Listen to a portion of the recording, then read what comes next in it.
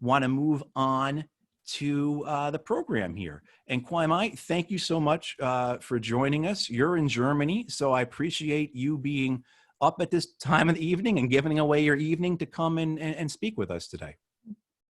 Thank you so much, Matt, and Veterans for Peace for having me today. And thank you so much for tuning in and listening to this program. I want to begin by thanking veterans who have done so much to help heal heal the wounds of war, and to reconcile and to promote peace. Veterans for Peace has the chapter 160 in Vietnam, which has done wonderful work in terms of helping the victims of Agent Orange and clearing unexploded ordinances. So I'm really grateful for this type of work, and I hope together we can do more to help each other and to promote peace and reconciliation. So that's why I'm here to also to learn from you. So to begin the program, maybe I can read to you a bit of my book. So I wrote this novel. It took me 7 years to write the novel. And I interviewed a lot of people, including veterans, and fictionalized their stories into this book. And the book is told in the voices of two women, Grandma Diệu Lan and her granddaughter Hương. And I'm going to read a scene which takes place after the bombing of Hanoi in 1972. And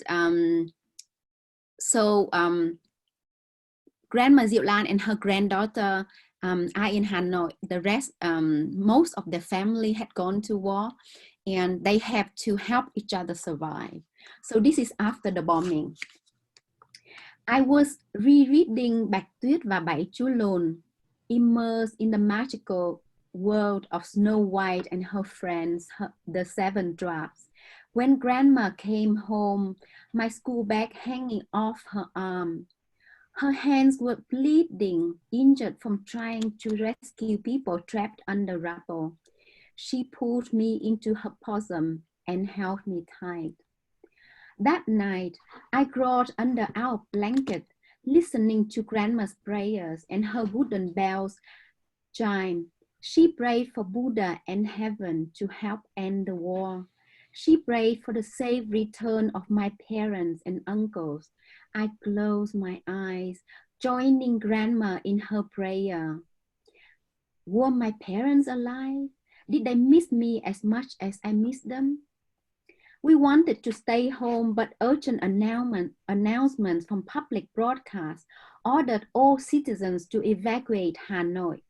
Grandma was to lead her students and their families to a remote place in the mountains where she would continue her classes. Grandma, where are we going? I asked. To Hòa Bình village. The bombs won't be able to find us there. I wondered who had chosen such a lovely name for a village. Hòa Bình were the words carried on the wings of doves painted on the classroom walls at my school. Hòa Bình bore the blue color of my dream, the color of my parents returning home. Hòa Bình meant something simple, intangible, yet most valuable to us: peace.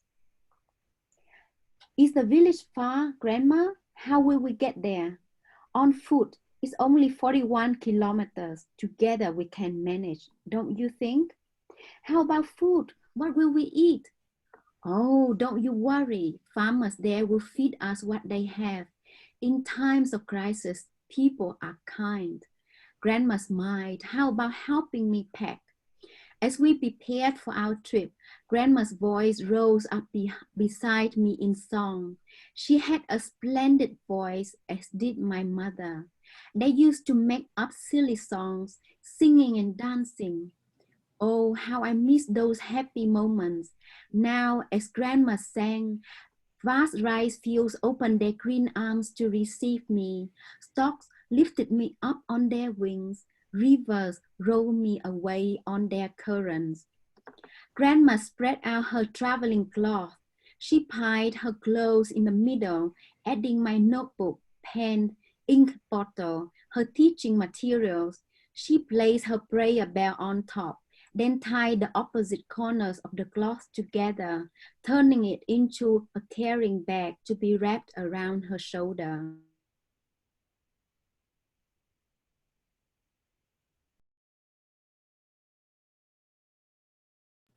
Up my school bag with water and food for the road.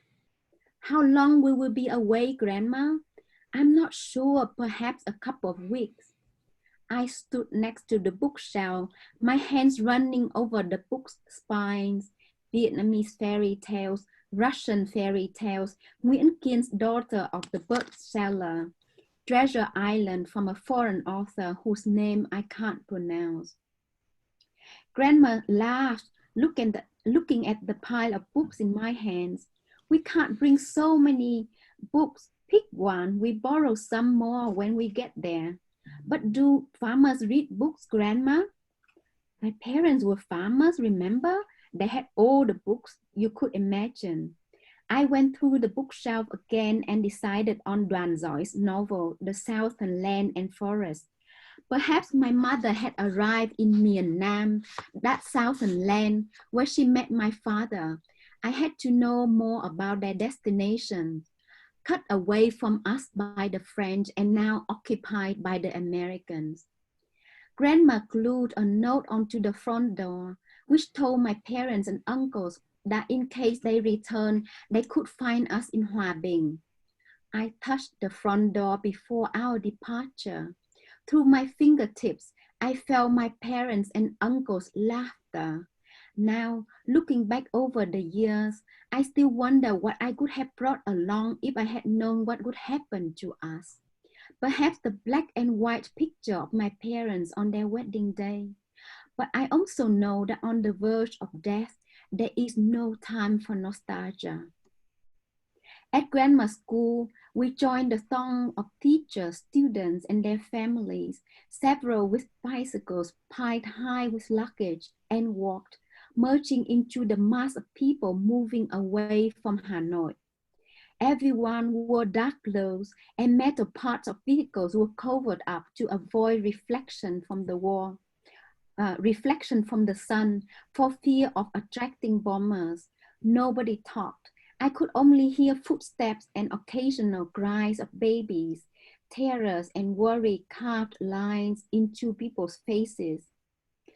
I was 12 years old when we started that 41-kilometer walk. The journey was difficult, but Grandma's hand warmed mine when the wind whipped its bitter cold against us.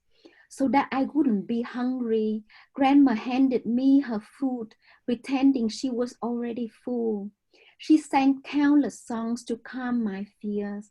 When I was tired, Grandma carried me on her back, her long hair cupping my face. She bundled me in her jacket when it started to rain. Blood and blisters covered her feet as we finally got to Hòa Bình village, nestled in a valley and surrounded by mountains. And later on, when they stayed in the mountain, they thought when they stayed in this village, they thought they wouldn't be bombed, but they were bombed. A week after our arrival, an American airplane was shot and its pilot managed to fly its burning plane towards Hòa Bình. He ejected with a parachute. Other planes strafed and rocketed the area as they attempted to rescue him. Much later, we emerged from the mountain cave to see torn body parts strewn along winding village roads. Grandma covered my eyes as we arrived under a row of trees where human guts hung from the branches. We passed the collapsed village temple. Sounds of a commotion rushed towards us, followed by a group of people who ushered a white man forward. Dressed in a dirty green overall, the man had his hands tied behind his back. His head was bent low, but he was still taller than everyone around him. Blood ran down his face and his blonde hair was splattered with mud. 3 Vietnamese soldiers walked behind him, their long guns pointed at the white man's back. On the right arm of the man's uniform, the red, white, and blue of a small American flag burned my eyes. Giết thằng phi công Mỹ! Giết nó đi! Giết nó! Someone suddenly shouted. Kill him! Kill that bastard American pilot! The ground roared in agreement. I clenched my fist. This man had bombed my city. The aggression of his country has torn my parents away from me. My whole family is dead because of you. Die! A woman screamed, launching a rock at the American. I blinked as the rock thumped him in the chest. Order! One of the soldiers shouted. Grandma and several others rushed to the sobbing woman, took her into their arms and led her away. Justice will be served, brothers and sisters. The soldier told the crowd, please, we have to bring him to Hanoi. I watched the pilot as he walked past me. He didn't make a sound when the rock hit him. He just bent his head lower. I wasn't sure, but I thought I saw some tears trickling down his face, mixing with his blood. As the crowd followed him, shouting and screaming, I shuddered, wondering what would happen to my parents as they faced the enemy. Thank you, Que Mai. And for those who haven't read the book yet, it's the book is as powerful as that throughout. It's not like Que Mai just cherry picked, one section here that was meant to show, this is the book throughout is powerful. But why did you choose this particular part of the book to read from? So this particular book introduces the readers to the two main characters of the novel, Grandma Diệu Lan and her granddaughter Hương, and they represent millions of Vietnamese citizens who bore witness to the war, who suffered the direct impact of war and the trauma of war. And I chose this passage because it also shows the loss and pain suffered by the American side, by American people, and later that trauma would be inherited, be passed on to their family members. And later on in the book, I will also show the other side of the war, the burden of war, the trauma of war, the pain of war as borne by Southern Vietnamese people. And the Vietnamese poet Nguyễn Du wrote a verse, nói cho cùng trong mỗi cuộc chiến tranh, bên nào thắng thì nhân dân đều bại. In the end, at each war, whoever wins, the people always suffer. I've been to the US, I've talked to families of veterans and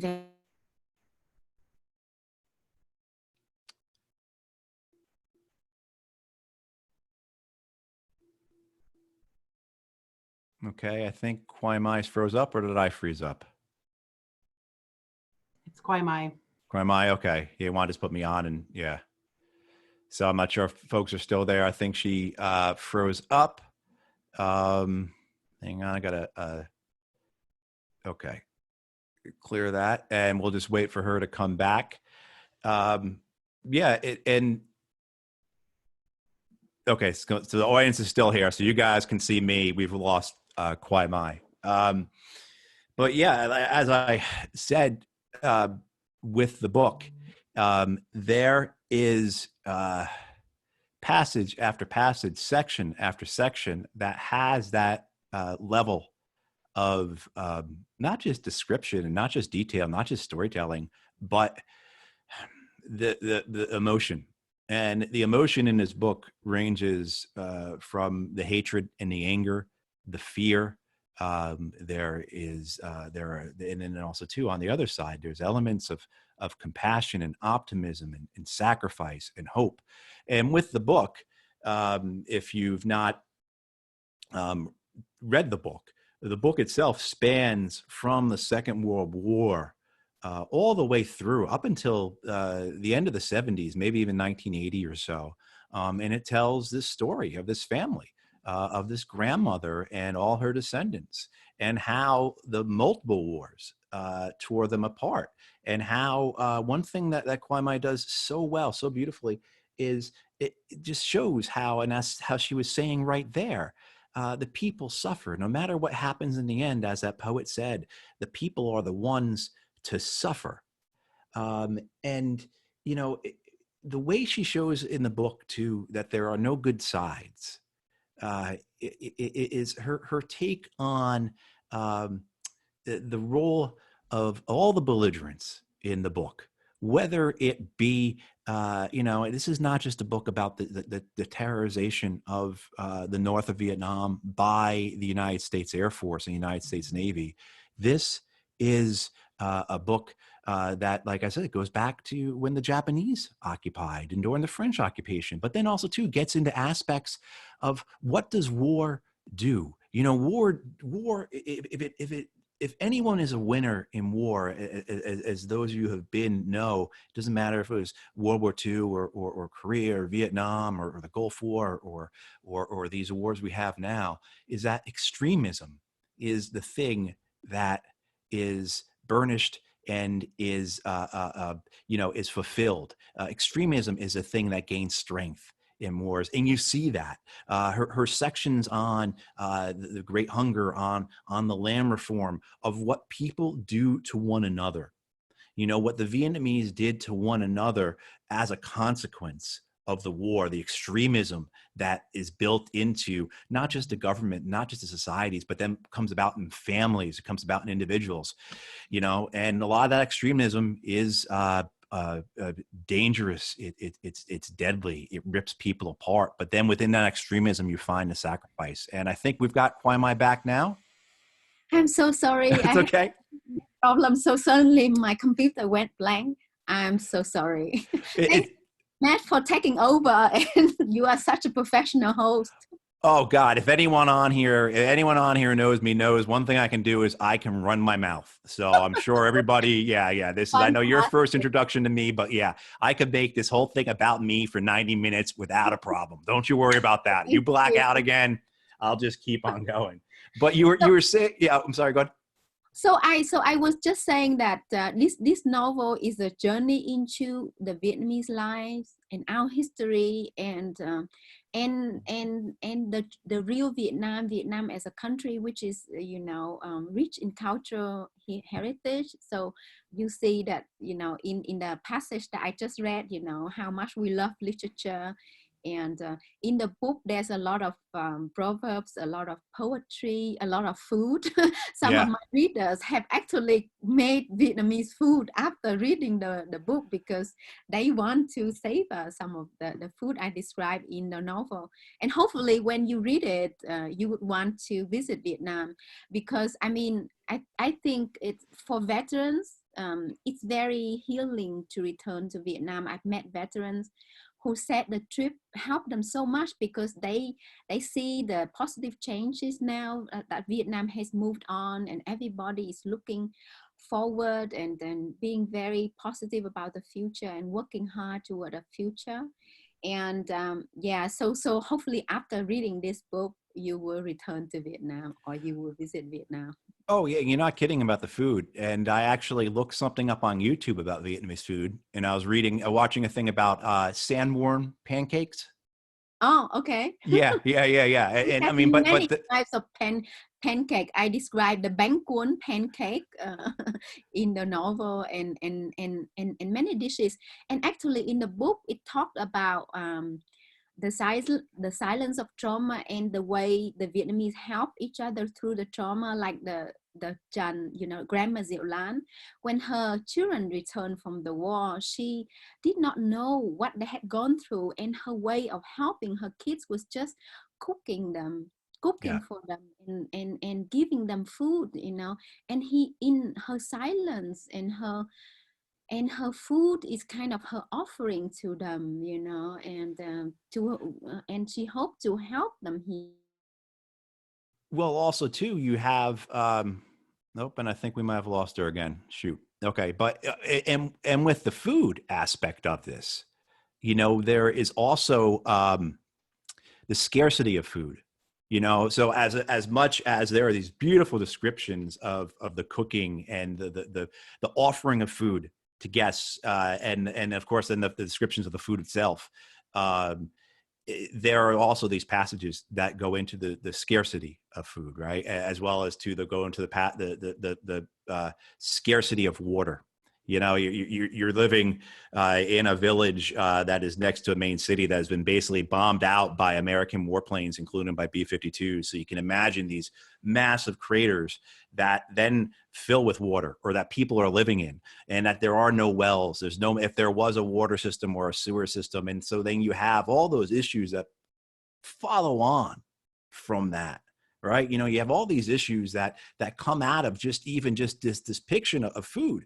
And I think for a lot of folks, right, if you're sitting here listening to this, watching this, you want to learn about the book, and you're thinking it's going to be all about war, and then we start talking about food as we just did, and you're thinking, what the heck does food got to do with anything about war? Well, I think Que Mai just so eloquently answered that, right? Where the food serves as a vehicle for people to help one another. The food is your vehicle for compassion, right? The food is the vehicle for this woman who has lost so much, and also to the uncertainty that she is living with. I mean, a lot of the book deals with the uncertainty of the families who send their young men off to war and then can't hear from them. You know, if they're lucky, they get a letter from them once every couple of years. And then, of course, you don't get letters, and you have no idea what that means. As well as, too, one of the things I think further in the conversation, hopefully her internet comes back and works strong, is this idea that the war split so many families in Vietnam. That just as in our American Civil War, right, with the you know, brothers fighting against brothers, you had the same phenomena where families were split, one by the cutting of the country in half, right? So after the Second World War, after the French are kicked out, the Vietnamese defeat the French, and the French leave, and the country is then divided into a north and a south. You have families that were split in half, very similar to what has happened in Korea and still remains in Korea.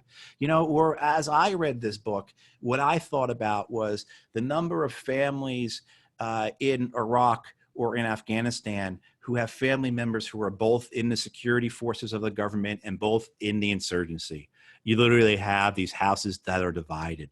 And, you know, this is something that stays with the novel. And it's something then, too, that I think that when we speak about reconciliation, and I've got a great question here from Dave Deschamps that when Que Mai gets back, we'll get to, but touches on reconciliation.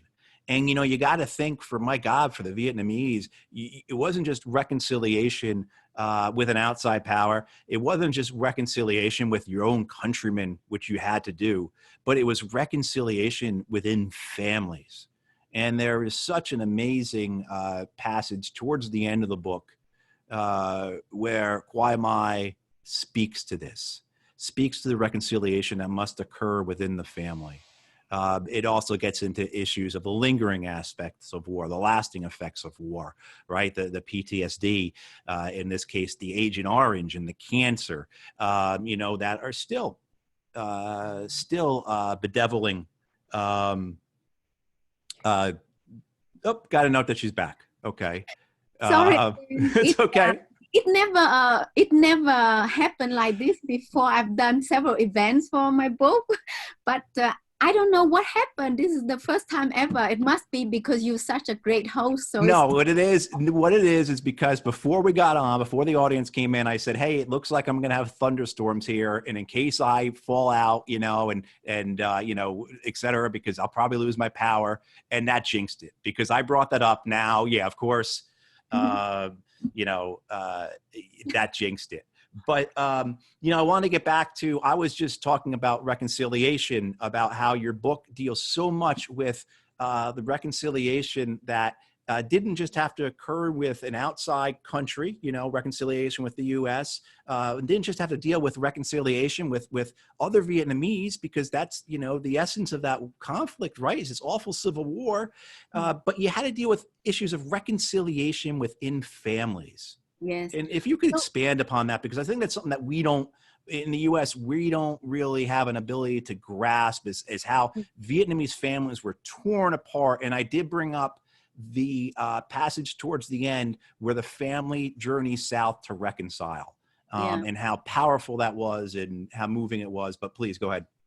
So this book is about, it's set in the war, but it goes back in time. It shows at the roots of the war that started a long time ago, and I think with the Geneva Agreement that divided Vietnam into North and South in 1954, and before that, the land reform, it drove quite a lot of Northern Vietnamese to South Vietnam. So when the Geneva Agreement, was implemented, when Vietnam was divided, the people who worked for the South, for the French government, or who were Catholic, they went to the South, and those who supported, the communists, went to the North.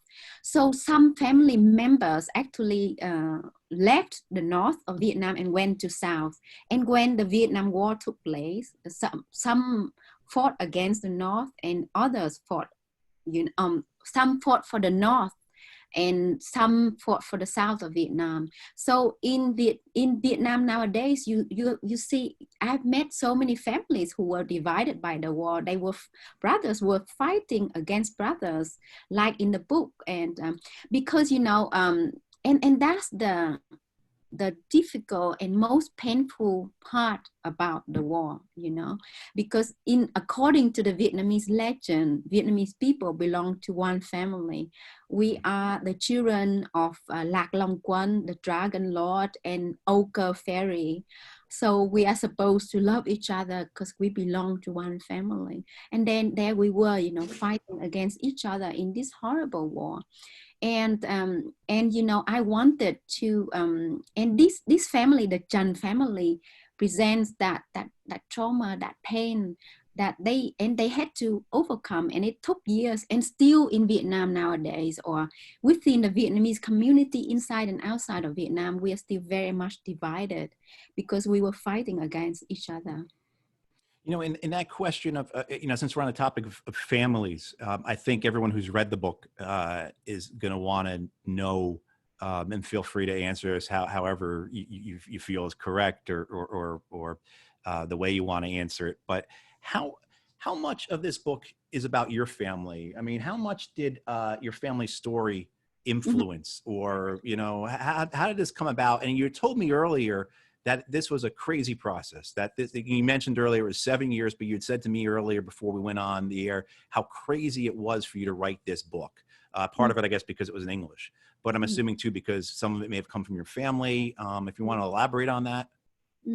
So, at the beginning of the book, I have a dedication for my grandmother who perished in the Great Hunger, for my grandfather who died because of the land reform, and for my uncle whose youth the Vietnam War consumed, for the millions of people, Vietnamese and non-Vietnamese, who lost their lives in the war. May our planet never see another armed conflict. So the first motivation for me to write this book is to call for peace and for people to love each other more and to stop fighting. And another inspiration or another wish of me to writing this book is to look for my grandmothers. Both of my grandmas had died before I was born, so I wanted to have a grandma, to tell me stories about our family history and legends, and about my birth village, for example.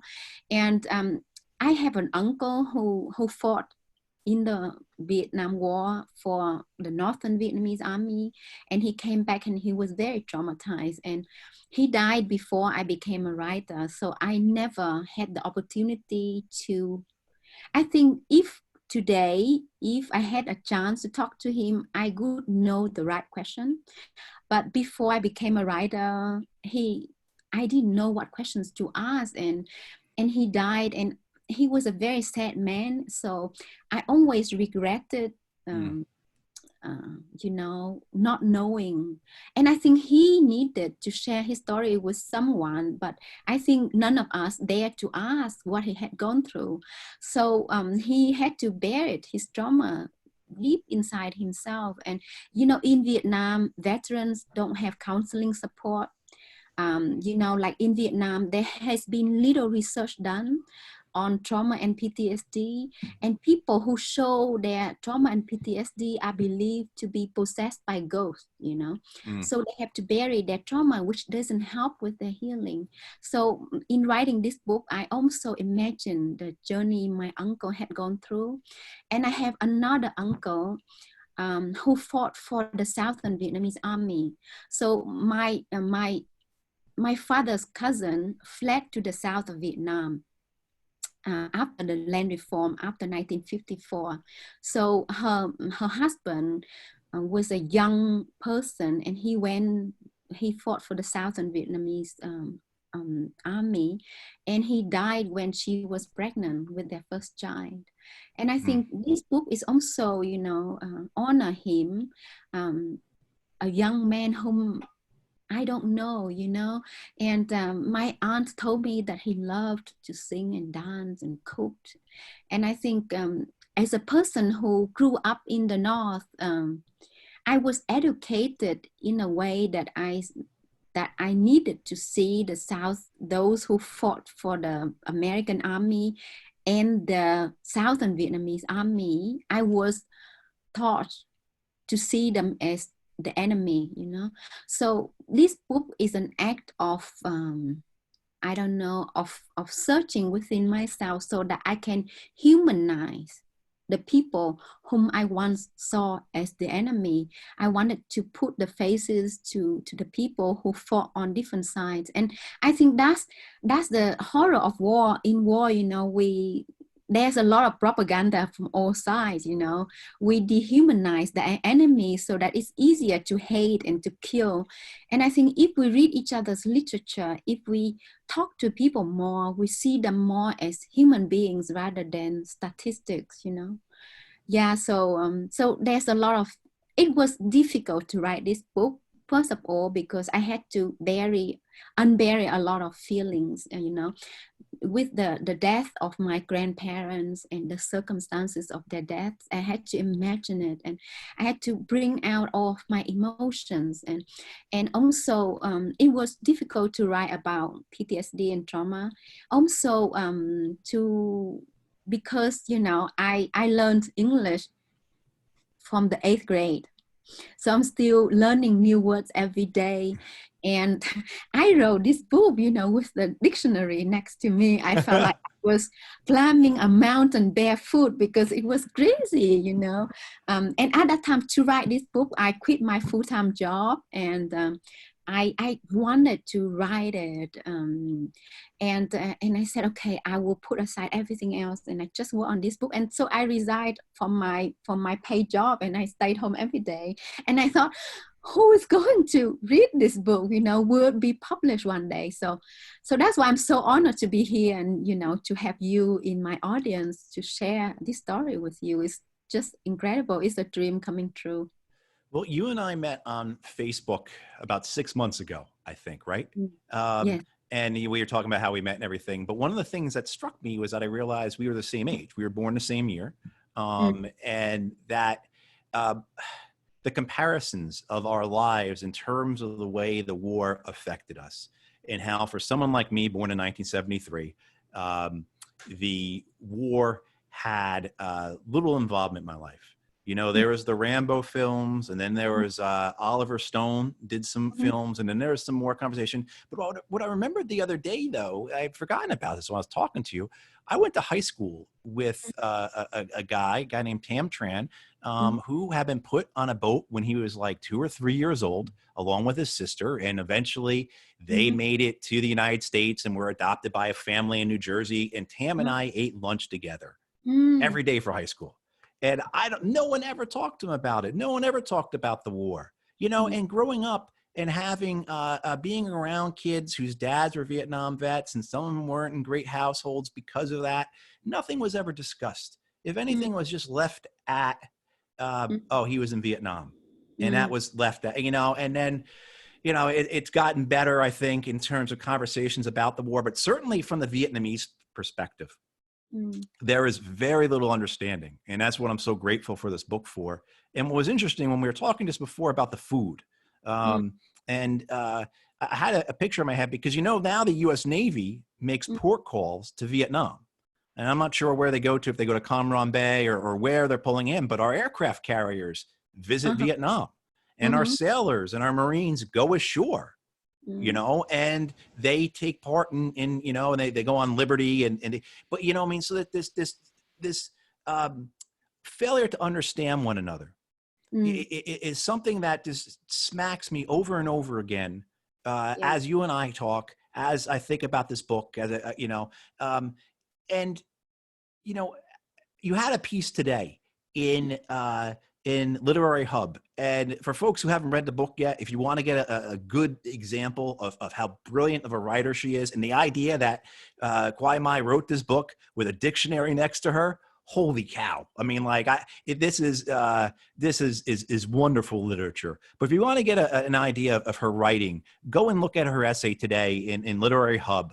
And in that essay, you talk a lot about how you grew up, what it was like growing up for you. You talk about how you, in the book, the reading that you gave from the book today, you talked about the bomb shelters, and you talked about, as a little girl, going in those bomb shelters, you know, and you were born, I guess, after the bombings were over, but all that was still there with you. So, you know, in one of the aspects of the piece you had today, you talked about COVID. And I think what I took away from this book most especially was our shared humanity. And I felt that this was a book not just about the American war in Vietnam, but about all wars. And the problems I had reading the book, where I had to stop it because I was having triggers set off in me. I was having some emotional problems with it, was because this book made me think of all the Iraqis and all the Afghans I knew, most especially the Iraqis, because when I went to Afghanistan, I didn't make friends with many Afghans because I didn't want to make friends with people who were ultimately going to die after I left. So it's these Iraqi families I think about, these Iraqis I knew, and this notion of communicating, of shared humanity, and of course about the coronavirus, which we're all going through right now, which takes so much in the essay that you wrote today for Literary Hub. Can you go into more about that, your feelings about that, about what you're trying to do as a person, as a writer, as a, you know, as someone who came from this family that experienced all these decades of war and famine and extremism. Can you please, you know, kind of, who are you trying to be? What are you trying to do? What is your ultimate goal, I guess? You know, and how much of that do you carry with you as sort of one, either, and I know this is getting into a way of a long question, but of trauma that's intergenerational, and we're going to get to that in a minute, intergenerational trauma, but also as a way of doing justice for your family. So you mentioned about my essay. So actually, you know, when the coronavirus pandemic happened, I got really scared, and I wrote about it in my essay. And I think that fear is deeply rooted, you know, in the experiences of Vietnamese people. I mean, if you see how Vietnam dealt with this coronavirus pandemic, we acted really early, and Vietnamese people really, I mean, we were very afraid, and we wore our masks from the first day. And I think our experiences have taught us that, you know, like danger was all around us, and we were the only people who could protect ourselves. So I grew up, you know, with the bomb shelters in the garden, you know, even though the war ended, but we didn't believe that it had ended, you know. So we, throughout my childhood, throughout my teenager years, my parents would keep saving, because we would always have some food stored in the house, because they were afraid the war would happen again, or the great hunger would once hit us. So we were very, you know, like prepare for the future. And if you talk to Vietnamese people, we're really good at saving because we need to you know, like we don't trust banks as much, you know. We have to have cash and gold, you know, under our bed, because during the war, you know, people buried things under their houses. Yeah. So to come back with your questions about what my aim as a writer, is, first of all, I think I want to write for humanity. I want to bring out the human stories in you know, in all of our struggle, and the message of hope and kindness. And I hope that, you know, in today's world, we need more kindness. We need more hope. We need to put aside our differences in political views and come together. And I think in the book, you know, in The Mountain Sing, this family is divided because of their different political beliefs. And I just want to say that, you know, maybe it's time that we put aside our differences and come together as families, as a society, as, you know, as the human race, because otherwise, you know, we will not continue to exist. And as a writer, I want to unsilence the silent story. In Vietnamese history, there are so many things which haven't been written about. You know, like the trauma in Vietnam is very much silenced. It's a taboo topic. People don't talk about trauma or PTSD because, you know, it's not officially recognized. It's not researched about. But actually, you know, when you talk about war, you need to highlight its horror, so that people can see the value of peace, people can endorse it, and people can promote it. And I think, you know, as a child growing up in Vietnam, I saw the devastation in both North and South Vietnam. I saw the pain suffered by Northern Vietnamese people and Southern Vietnamese people. And I told myself, you know, I was so sure that the human race would not be stupid as to wage another war. I was Yeah. so sure. And as a child, I was so naive, I think, but I was so innocent. I was absolutely sure. So growing up, you know, I was really shocked to see one war after another. And the things that we do to each other is really unspeakable. And, you know, and I think that, you know, I'm quite sad about it. Yeah. Yeah. It is true. You know, and you do, you get, you look at this moment with the COVID and the opportunity for us to open ourselves and to have find a way to recognize our shared humanity, because there's no other time in history like this where 7 billion people are all doing the same thing. We're all staying inside. We're all wearing masks. A lot of us don't have jobs. You know, we have fear. And wow, the missed opportunity, I guess, you know. But I want to get to, we've got some questions here, some really great questions. And I'll go with Nate first because he's got two up here and they are interrelated. And so Nate asked Quai Mai, he asked, why did you choose to write this in English rather than Vietnamese and then have it translated into English? And then the second part of the question is, has this book been published in Vietnam? And if so, how has the reaction to it been? Thank you for the great question. So the reason I wanted to write this book in English is that I wanted to enter the stage of world literature. so little of Vietnamese literature has been translated, and I'm a translator myself, and I know how hard it is, to translate a piece of work. So I decided to do, a very difficult thing. I said, okay, let me try to write this in English. And the second reason also because I've read a lot of Vietnam War literature in English, and most of them have been written, by Americans, with the perspective of either, Vietnamese Americans or American Americans, or in the viewpoint of men. And I wanted to do something different. I wanted to add to the canon of literature some voices from inside Vietnam by Vietnamese women. So yeah, so it was my attempt to do something different. And for the Vietnamese language, there have been publishers who contacted me and wanting to have this book published in Vietnam. And I hope I will have time to translate it. I want to translate it myself. Not going to just rely on Google Translate. No. We've got two questions that I'm going to kind of combine into one because it's getting to they kind of get to the same theme. One is from David Deschamps, who I mentioned earlier. David's a Marine Vietnam veteran for peace. And the other is from Alice. And both of them are asking about reconciliation. And I'll read Alice's statement and question to you here. I am interested in hearing Que Mai's suggestions on the right kinds of questions to ask survivors of the Vietnam War to have the kinds of conversations that will help reach reconciliation within the family. My family lived through the war, and I don't believe that we have ever accomplished reconciliation because no one knows how to talk about it.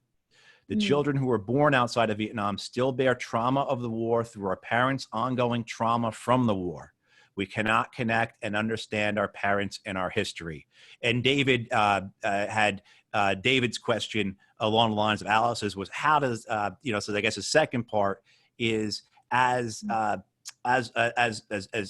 Americans, as maybe as veterans of the American war in Vietnam, how do we enhance reconciliation with the Vietnamese people? Obviously not including, because the only reconciliation I understand that's been done by the US government is selling weapons to the Vietnamese government. I think that's the extent of our reconciliation, really. I mean, there has been some aid programs done, but not nearly enough, not anything that would look like reparations.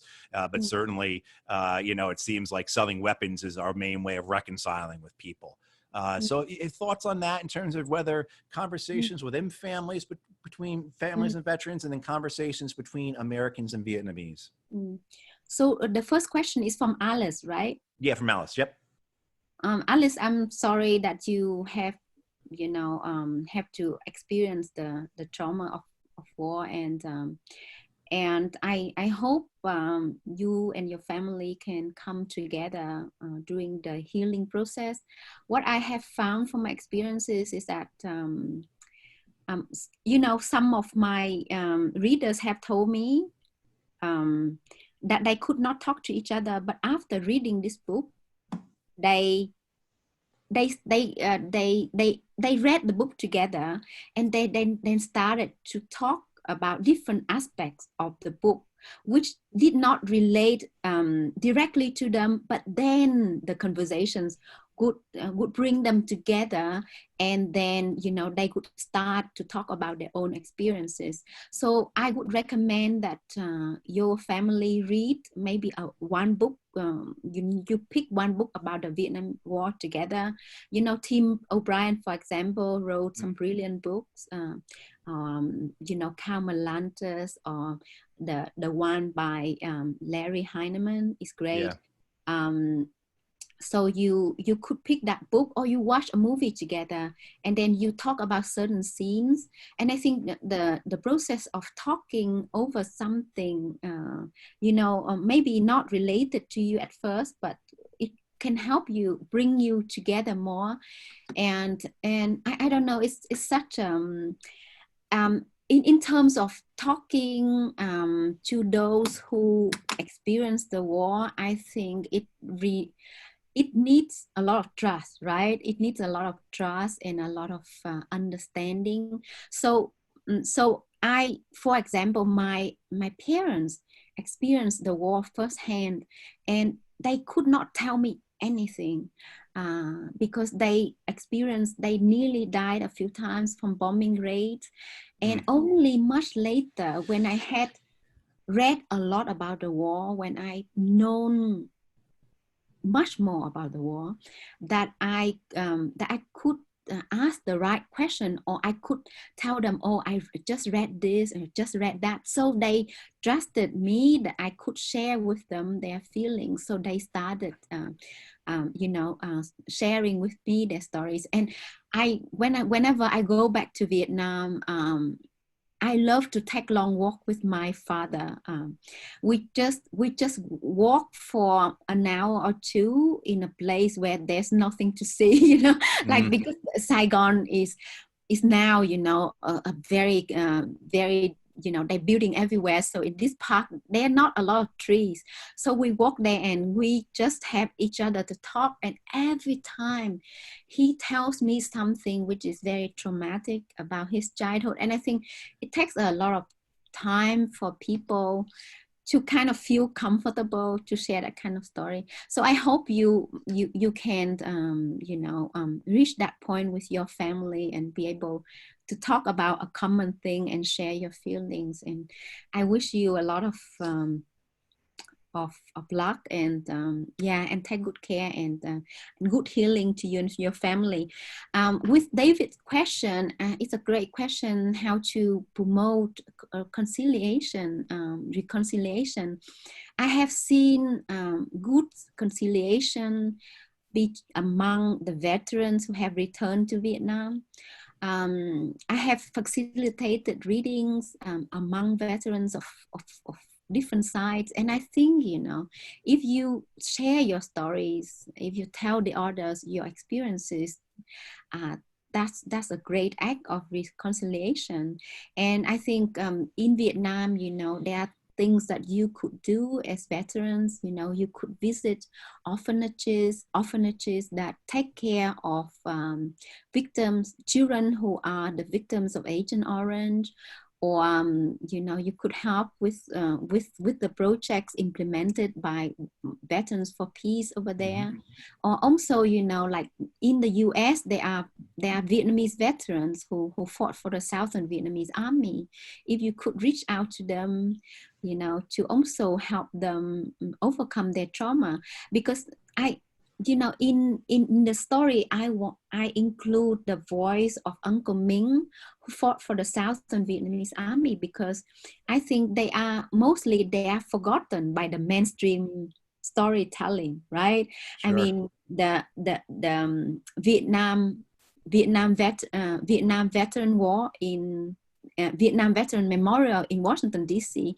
doesn't bear their names. No. And in Vietnam, we have no memorial for them, so their stories are brushed aside. So I just hope one day reconciliation involves all the parties, not just the Americans and the Northern Vietnamese, but it should include the Southern Vietnamese soldiers as well. So there's still a lot to be done. And I think David, you are doing a great thing by being veterans, a member of Veterans for Peace, and you have been contributing to peace and reconciliation already.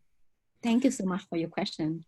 It makes me think, Que Mai, I remember as a kid, there seemed to be a class among our veterans in the United States that World War II veterans, they have won.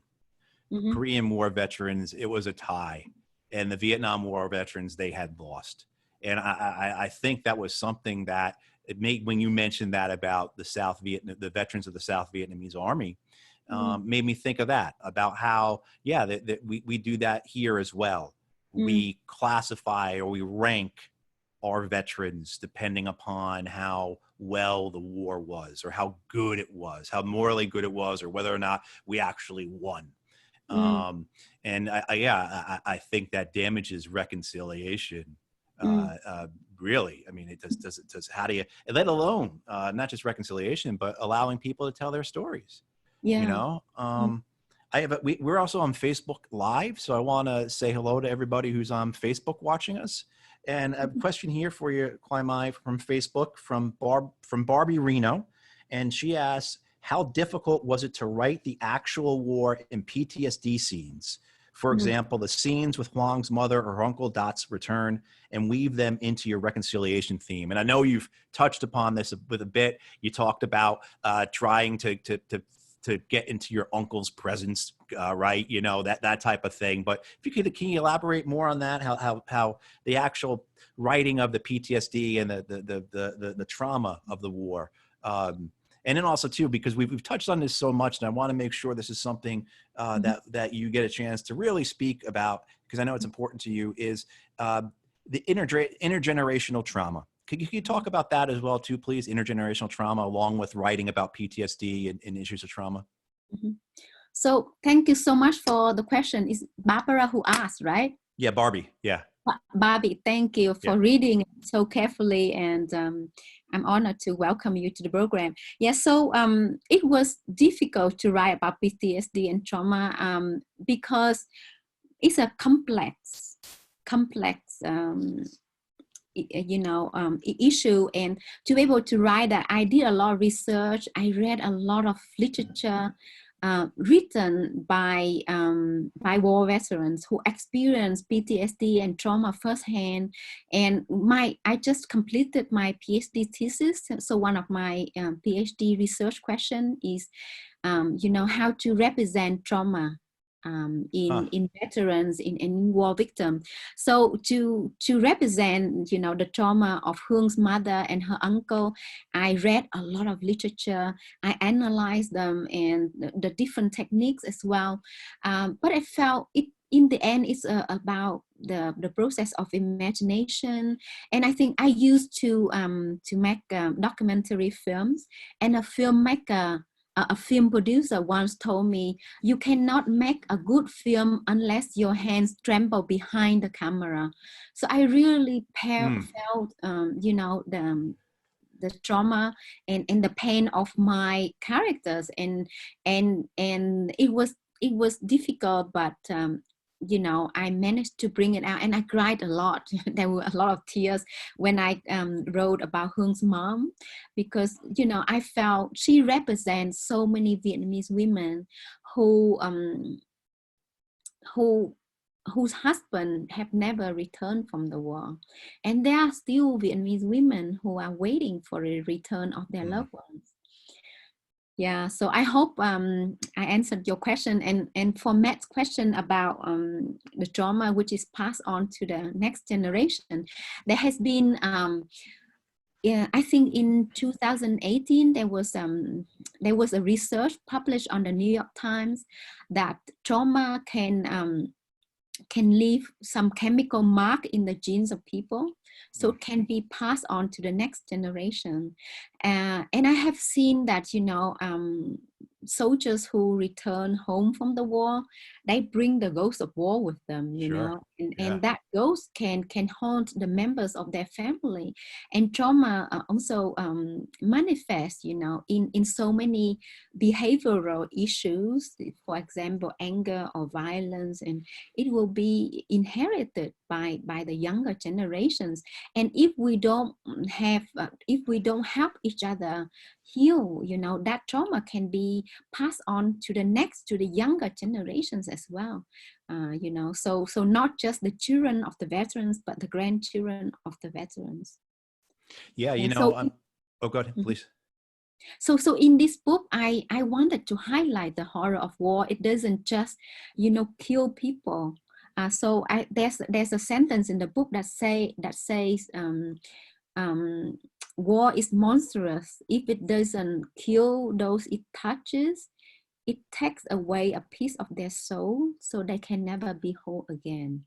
And I think, with wars, not just people are killed or injured, but societies, cultures, nature is destroyed, and the devastation is for generations to come.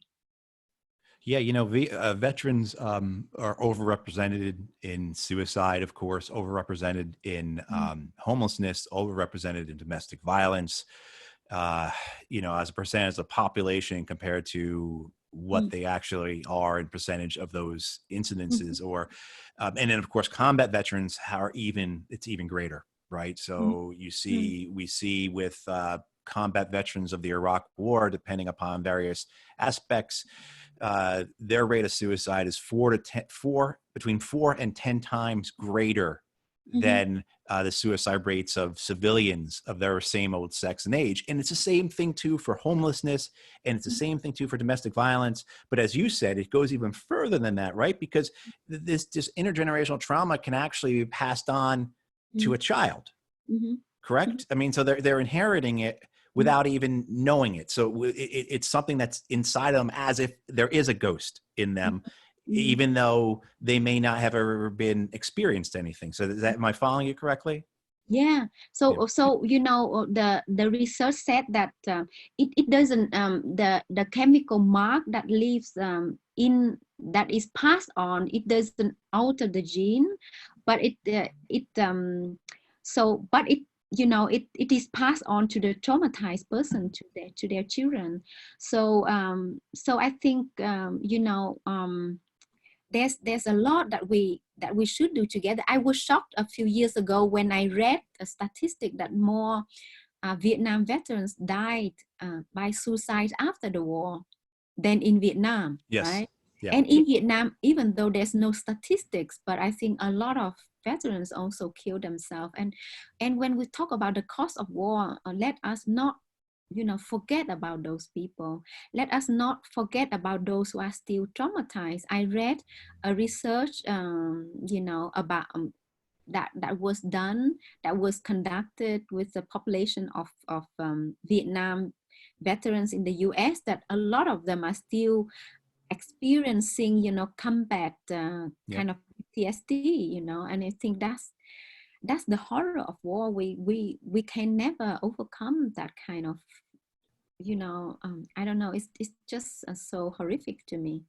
Yeah. It doesn't end until the last, and it doesn't even, it's not even the case, as you're saying, with this intergenerational trauma, that it ends when, look, when the last Vietnamese soldiers and the last American soldiers die from that war, it doesn't even end there, because as you're saying, Mm-hmm, it's, you know, this is transferred through intergenerational trauma into mm-hmm, children and into grandchildren. So it doesn't even end when the generations that fought have mm-hmm, passed on. It mm-hmm, goes on, and it stays with you, and it's all around you, right? I mean, like, gosh, I mean, I imagine, and in your essay today, you talk about it quite poignantly, uh, mm-hmm, about you as a child digging bullets out of the ground. I mean, it was all around you, and it mm-hmm, still is all around you, right? Because I mean, I forget the numbers off the top of my head, but I know that children are being born every day in Vietnam with birth defects and other problems from Agent Orange.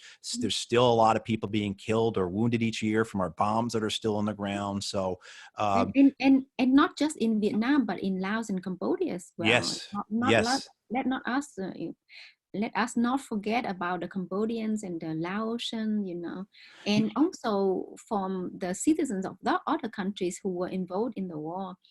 So I just hope, yeah, that we can do better, you know, we can yeah, work yeah, together and promote peace. I was looking today at the cost that the taxpayers have to pay, you know, for the contribute to the cost of war. It's tremendous on the website of Veterans for Peace, yeah. you know.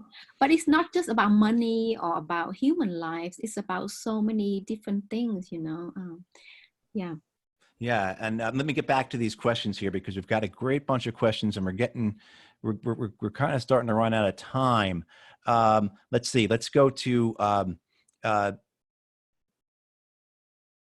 Will Thomas, who is a member of Veterans for Peace. I know Will. You know what, Que Mai, this is the kind of guy that you want to connect with. Like, this is the man that if you met, you would hug him.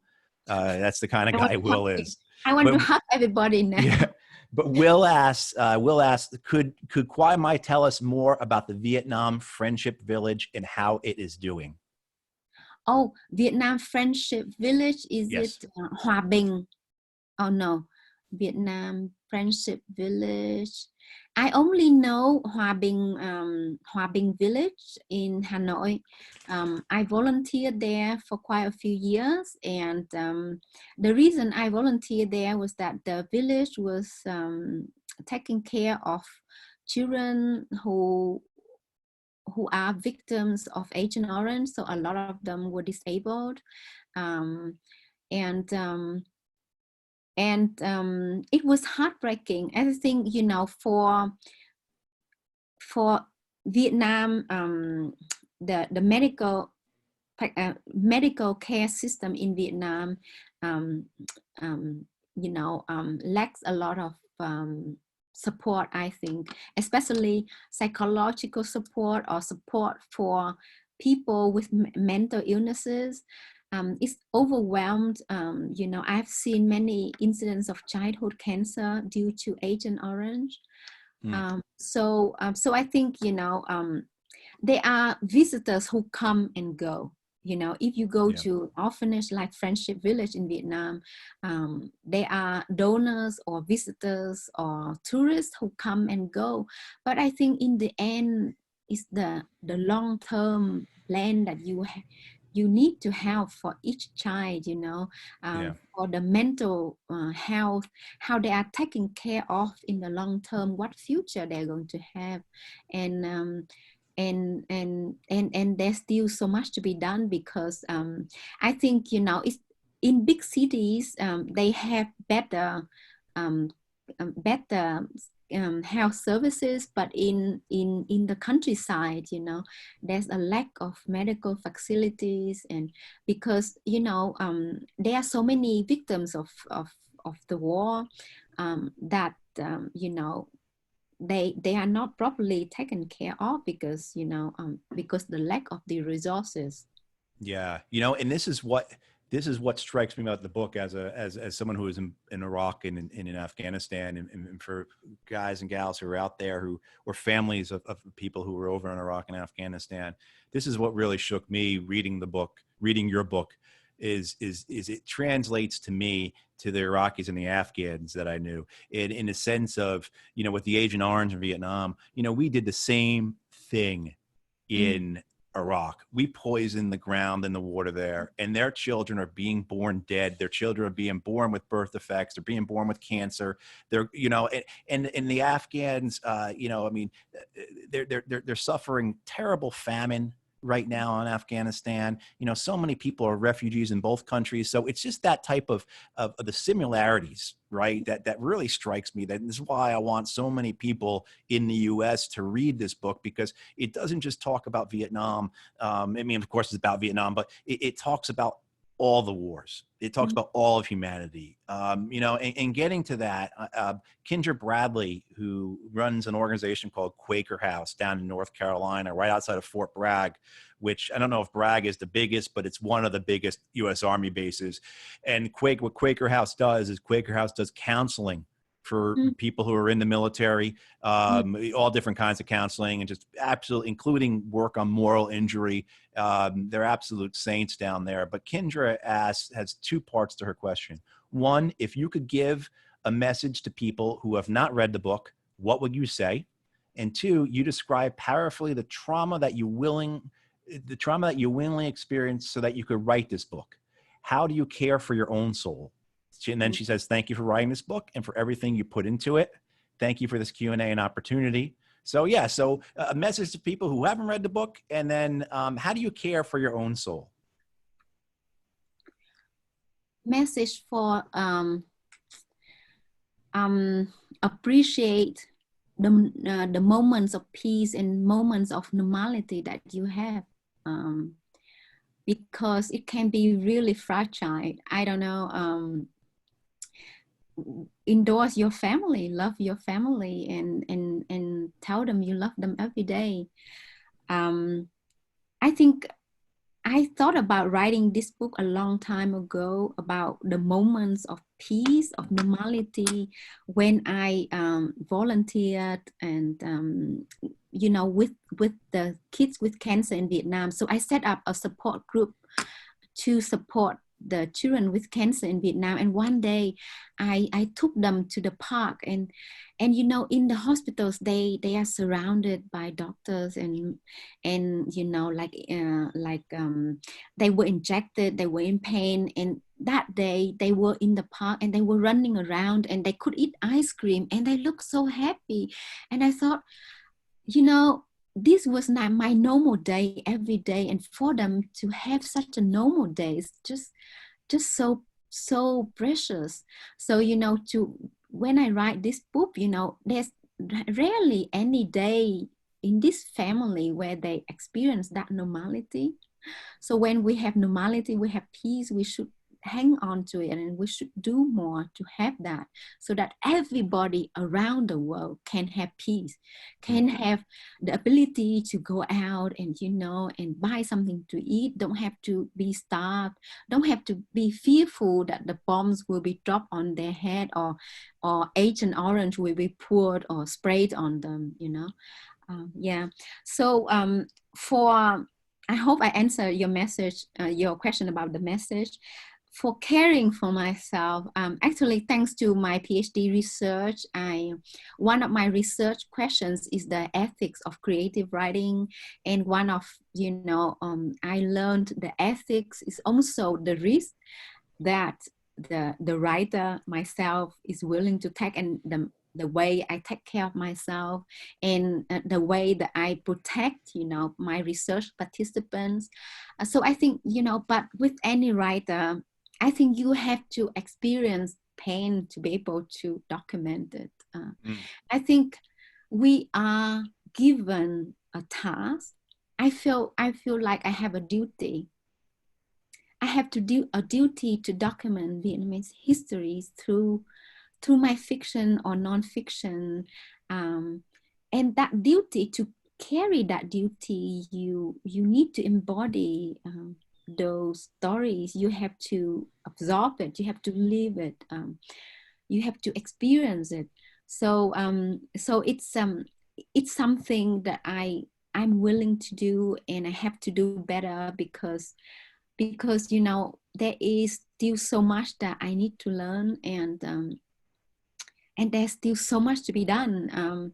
And I, you know, I'm working on my second novel, and I've just finished writing it. And this novel is also about the aftermath effect of the Vietnam War. Okay. It's about Americans in Vietnam. So do you know that, I mean, a lot of you must know that there were children born into relationship between American soldiers and Vietnamese women, and according to statistics, more than 10,000 of them were born. Wow. And some of them 10,000, and they were you know, abandoned during or after the war. And you know, so some of the Americans are still in Vietnam, and they didn't have the chance to go to school. They suffered discrimination. So I interviewed them. So I have fictionalized their story into this book, but I have also brought into the books the voice of American veterans, because I have talked to quite a few of them who have returned to Vietnam to look for their kids that once, you know, the children whom they rejected at one time. So these veterans are older now, and they are desperate to look for their children to make up for lost time. And I think, you know, it's such a painful topic to write about, but it's necessary, because I think these people are also the victims of war, but their stories have been forgotten. There has been no novel written about Americans in Vietnam. What they went through was really terrible, because, for example, because, you know, most of the American fathers, when the women were pregnant, they, you know, the the American soldiers at that time, they were really young. So most of them, you know, said, oh, that's not my child, or because of the relationships were not long-term relationships. Yeah. So they said, that's not mine. So they walk away. So I want to share with you the story of this person whom I interviewed and who said that for more than 40 years, you know, since his return to Vietnam, he was traumatized. So he was homeless.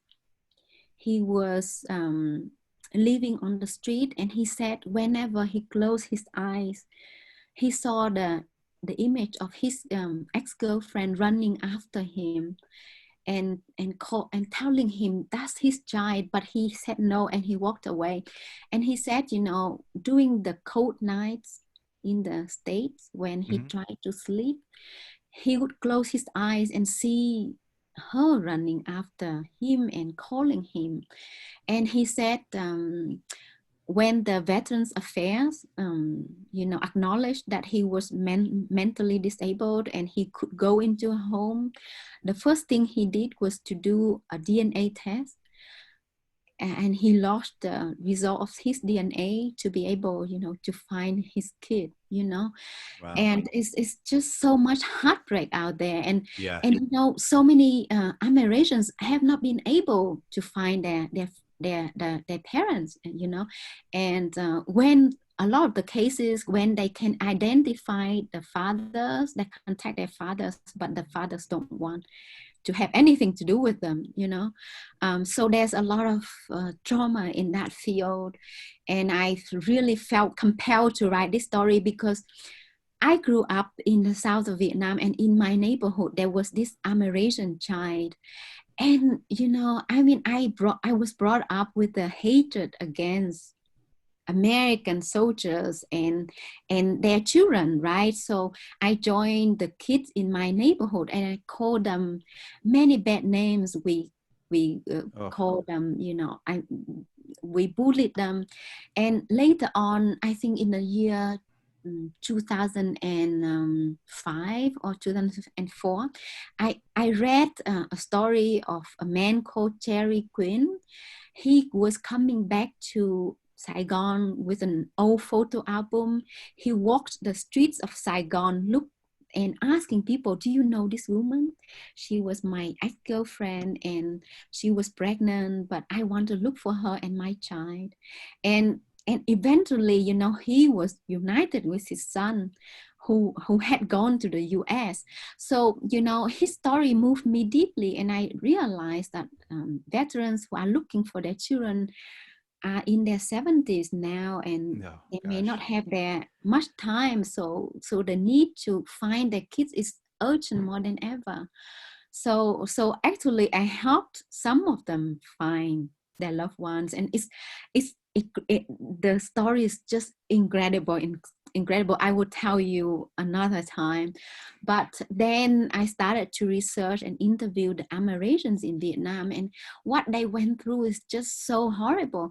For example, one person told me she's a Black Amerasian, right? And you know, like she did not have chance to go to school, and she was really hungry, and then she applied she went into a restaurant, and she wanted to be a dishwasher, wanted to wash the dishes. Yeah. And the owner told her, if you work here, our customers will run away because your skin is dirty. You will only make the dishes dirtier. Oh gosh. You know, this is the type of discrimination that they face. And, you know, like Vietnamese we are very bad towards, you know, like people with black skin color, you know. The discrimination in Vietnamese culture is very strong because of the history, you know, like during the French occupation, you know, like there were soldiers from Morocco who came, or black soldiers who were involved in you know, in some some bad things. So Sure. so people remember that, and so over time the story became worse and maybe no longer realistic. So people carry that kind of stigma against against people with black skin, and so that's why for Black Americans it's really really bad in Vietnam. So Wow. my novel has a Black American character, and what he had to endure.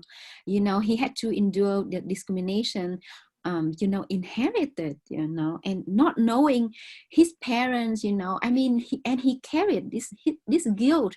He didn't know. So people told him that, his mother was a prostitute and his father was a killer. And how would you deal with that, that not knowing your identity and where you came from. So that's the second novel that I've written. And this brings more the American voices into the story. And it brings up this topic of shame, Yeah. and there's a very instructive book that's been very important to me that I was recommended to by counselors in the Veterans Administration. Book's called The Shame That Binds Us. And when you talk about the Amerasians and you talk about, their mothers, and you talk about the fathers, and you talk about the children, all involved in that situation, and the cycle of shame, right, that runs through all that. Yeah. And then it extends now because now you're looking back and you're feeling ashamed for how, Yes. and, you touched on something too. I don't know. The only literature I know about the American War in Vietnam written by an American where it talks about the children of the Americans over there was Fields of Fire by Jim Webb. And in that, it's not a Vietnamese woman who bears a child of an American soldier, but it's an Okinawan woman. And that book is if people want to get a good, I think that's one of the best books about the Vietnam War in the sense of the brutality and the senselessness of it. But we have a few more questions, and if you're okay, I know we're over time already, and I know it's late there, but if you're okay for I a couple want to more, answer everyone's question. okay, then you're on the hook. Then I want to stay the whole night. all right. I love you guys. Thank you. Hey, and again, thank you so much for this. So what I'm going to do is I'm going to combine two questions because I think they're kind of the two sides of the same coin. One is from Howard Lisnoff, and one is from Tarek Koff. And I'm assuming it's Tarek Koff, a member of Veterans for Peace. And Howard, and both of them kind of asked, made some statements. I'm just going to ask the questions in the interest of time. Howard asks about the normalization of war. He says, could you comment on how war has been normalized when in fact war is anything but normal? And I think that is for those here in the US, those in Europe, where the United States and the UK and other nations have just been constantly at war, and it's a normal way of life for us, right? And then Tarek, on the other side of it though, Tarek says, he says, I'm concerned with equating both sides in the conflict as equally responsible for the trauma. One side was fighting for the liberation. The other side was fighting to maintain empire and all the profit and resources. And he says, do you think there was a way the Vietnamese could have gotten their rightful independence and unified the country without armed struggle? So I think Howard is asking, right, the idea of, war being normalized by the United States through the United States empire versus the idea that war is sometimes necessary. And your thoughts on both of that? How do you view do you view what your nation went through as being necessary in liberation? And I mean, we're talking going back to the Japanese and the French as well as the Americans. Was it necessary, I guess, is what he's asking.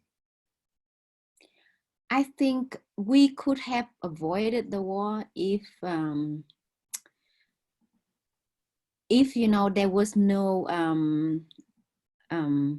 if the politicians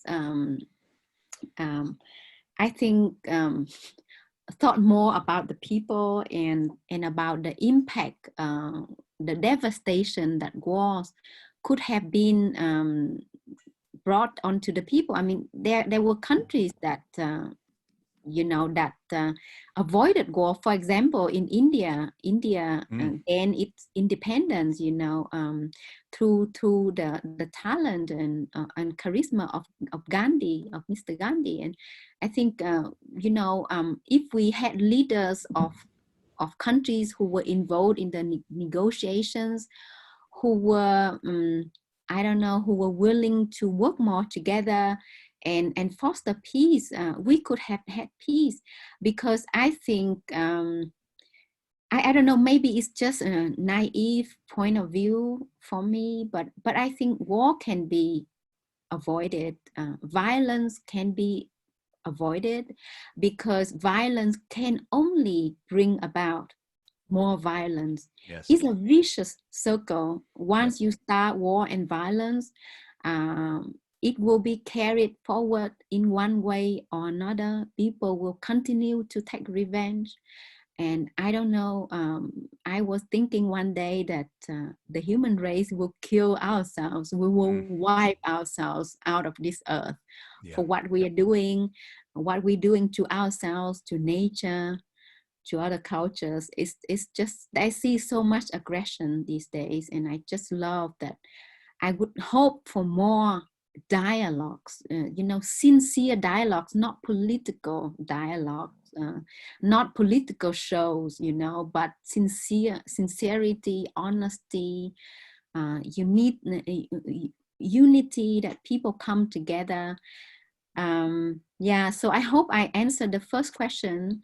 The normalization of war is just so, of war being so normal these days, is just so dark and so terrible for me to see. I mean, I was listening to the book, reading the book, What It's Like to Go to War by Karl Malone.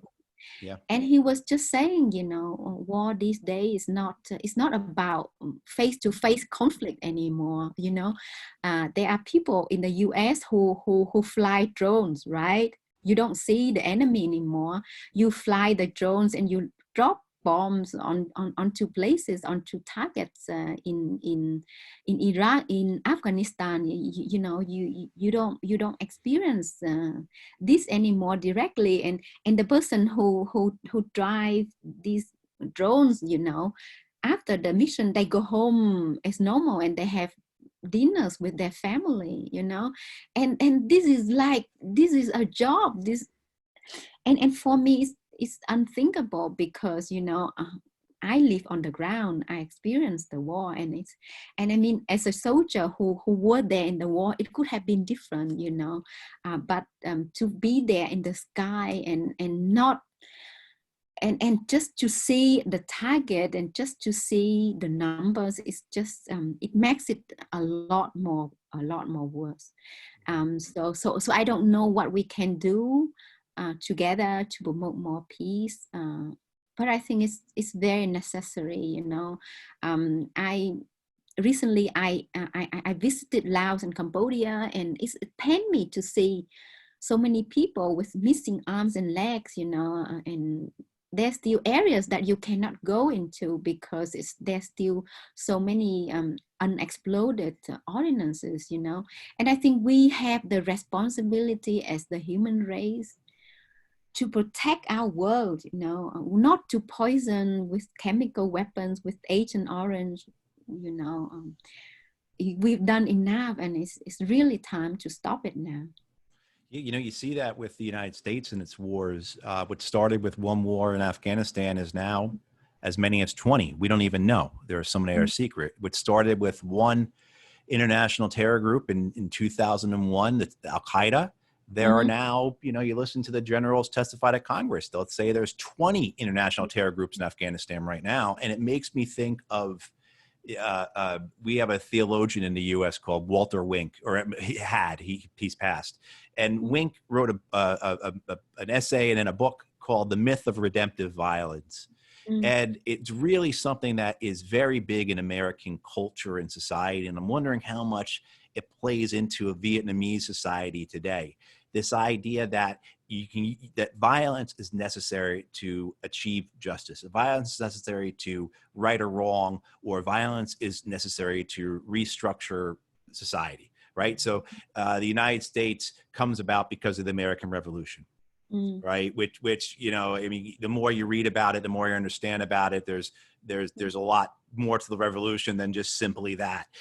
You know, the great example, though, for in the United States is this idea that our Civil War was necessary to free the slaves, that was redemptive violence, that was necessary. If you listen to a guy like David Swanson, who's a big peace activist here in the United States, David will point out all the other countries in the world got rid of slavery without having a war that killed 800,000 people. You know, I mean, right? I mean, so is there this idea in Vietnam that redemptive violence is necessary? And then on the other side of that, there's a question. We had an anonymous question, and the question was about whether or not is there an active and robust peace movement among young people in Vietnam today. And so is on the one side, right, is at the one side, is there this idea that the violence was necessary, tying back into what you just talked about in Tarek's question, this idea of redemptive violence, that violence ultimately was good because we're free now, or whatever however you want to describe that, what's happening in Vietnam or has happened in Vietnam. And on the other side, is there a peace movement? I think a lot of people in Vietnam think that the violence, the war was necessary. You know, like the official Vietnamese government point of view is that, you know, we had to liberate Vietnam. We had to drive the American invaders out of Vietnam, you know. So for the Southern Vietnamese people, they said, you know, we had a country, the Southern Vietnamese Republic. We were being invaded by the communists, you know. So the Northern Vietnamese soldiers, you know, came, crossed the border and came into the land of the South Vietnam. So there are many people who thought, you know, the fighting was necessary to defend their beliefs, their border, and for the majority of the people in Vietnam, they thought, you know, it's necessary, and there are Vietnamese who say still now on social media, because at the moment we have some conflict against China with the island. Trường Sa and Hoàng Sa Island. And there are many people who said, I am willing to hold up the gun and fight any day.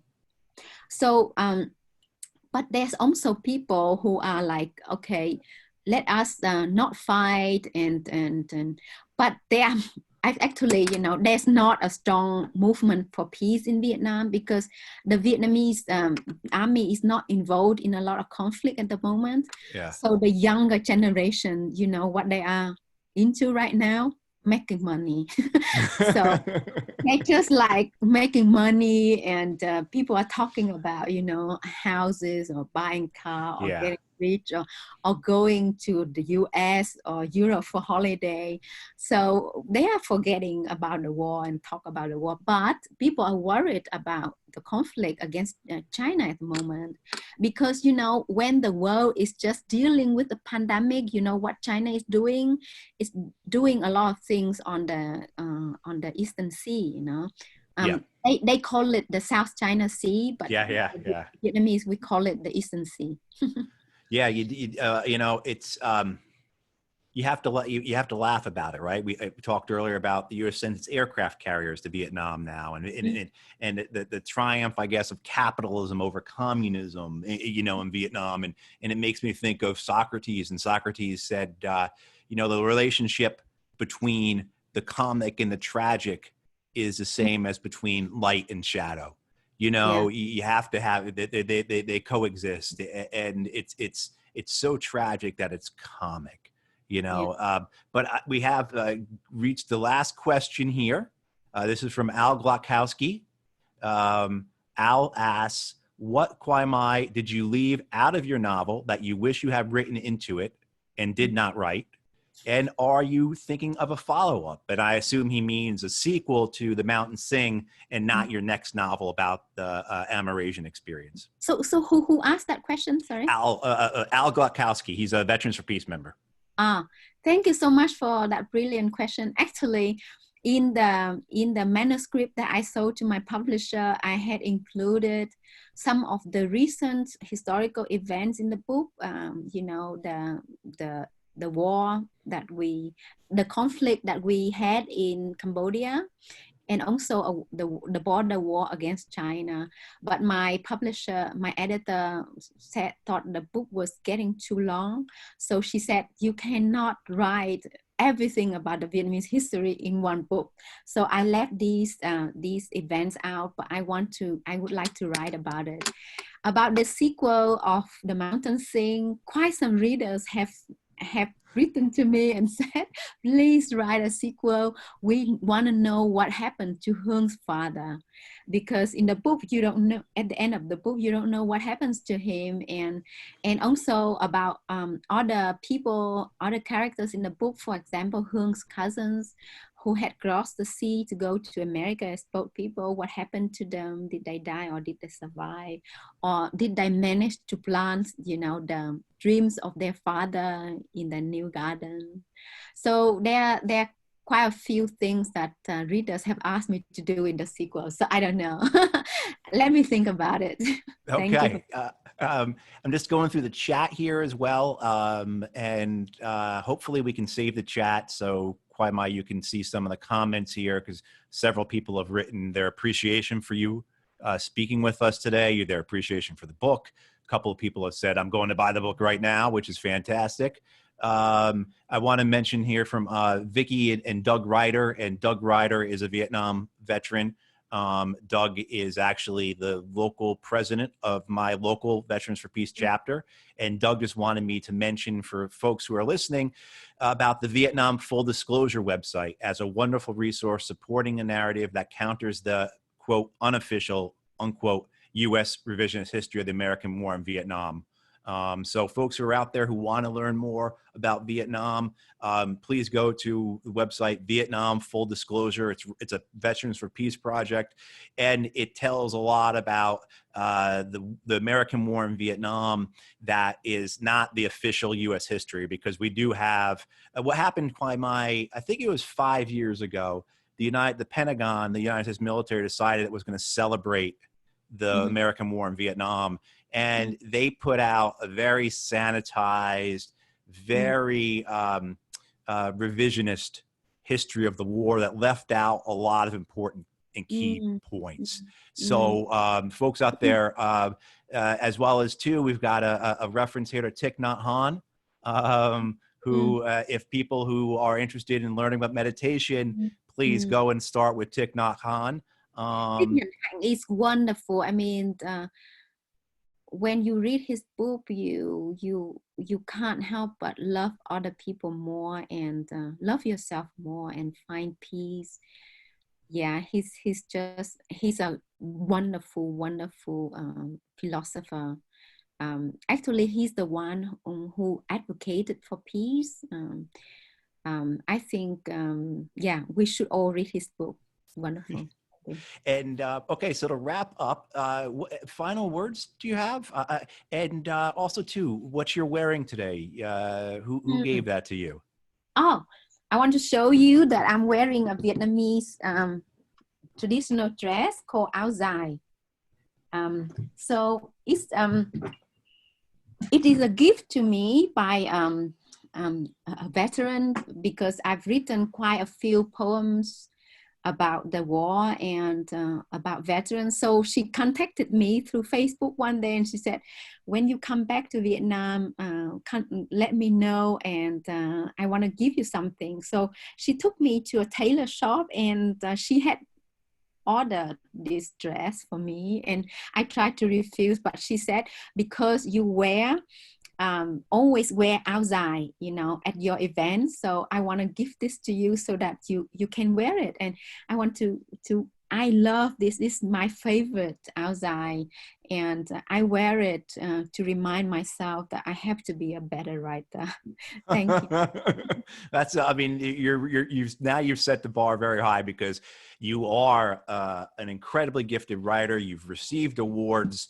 I'm sorry, my dog. Oops, hang on. Sorry, my I'm sorry for my dog is, Oh, we are 6 minutes from dinner time for my dog. So she is now experiencing her own version of the Great Hunger.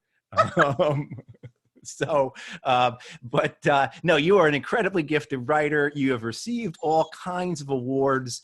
Your work is just, you've done the work in the sense of the development work. You've worked trying to physically improve things, and now you've done so much writing. You're branching out into English writing, and yeah. And any last words for the folks here today before we sign off and let you get going, because it's almost midnight there in Germany. thank you so much for being here and for staying so long. I wish I could be with you in the same room and give you big hugs. So I'm just giving you big hugs right now.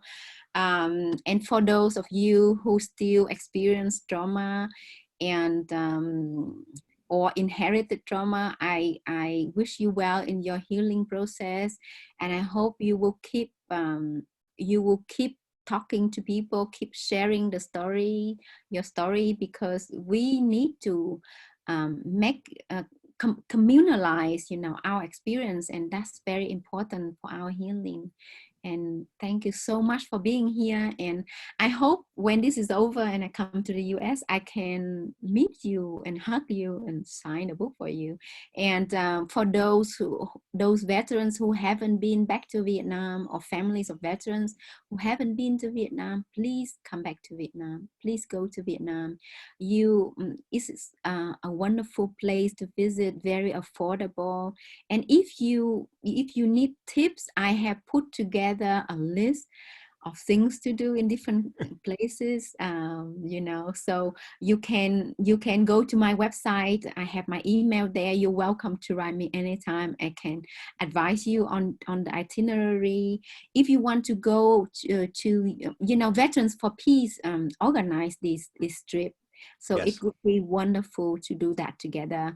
And I have welcomed veterans back to Vietnam, and it's great to see that the type of healing that a trip can do. So yes. So thank you very much for your time today, and I hope you take good care and stay safe. And thank you so much for your time. Thank you.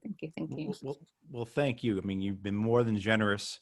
And then, of course, thank you for your contributions, whether it be the book, whether it's be your speaking, the essays that you've been writing. Thank you so much. And for everyone who has been watching and listening, thank you so much for joining us. I want to also thank Veterans for Peace for hosting, especially Colleen Kelly. And I think Samantha Ferguson is in the background too, helping out. So thank you so much. Without you guys, this would not have been possible at all. As well as again, hey, this might have brought up some memories. This might have triggered some things. Take care of yourselves. Don't reach for the bottle. Don't reach for the pills. Don't reach for the needle. Do what you need to do to take care of yourselves. Communicate. Be aware of what your thoughts and feelings are. All those things, right? I mean, because the greatness about people like Que Mai is that she inspires others. She teaches and she inspires others.